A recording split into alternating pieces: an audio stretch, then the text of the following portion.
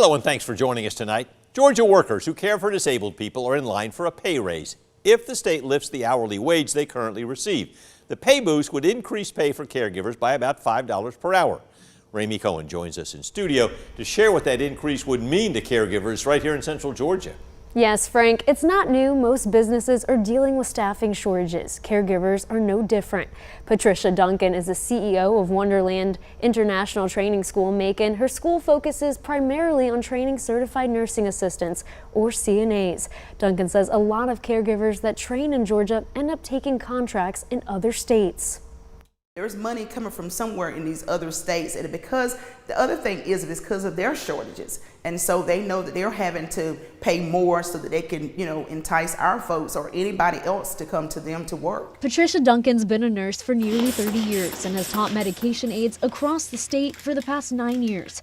Duncan opened the Wonderland International Training School about 6 months ago. She's using the facility to do her part in fulfilling the need for caregivers in Georgia. A lot of times, all the things that we give and all the things that we do, we don't get paid for it, but it's our passion. Duncan says it's that passion that keeps caregivers going. We're community servants. You don't know you need it until you go to the hospitals and they're short. You feel it. Currently, the hourly wage of caregivers in Georgia is $10. Duncan says that's simply not enough to survive off of. Well, some of these folks are single parents, and so they need a little more money to just even go to the grocery store. According to the Department of Behavioral Health and Developmental Disabilities, it could be sometime next year before workers see the pay increase.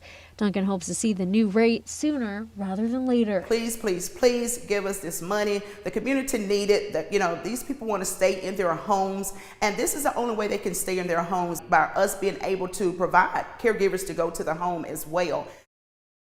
Frank, before caregivers can see the pay raise, there's a few hurdles to get through. The State Department of Behavioral Health needs to finalize the rate study, then send it over to another department before finally submitting it to the federal government. Well, thank you, Ramey. The pay increase would cost the state about $91 million.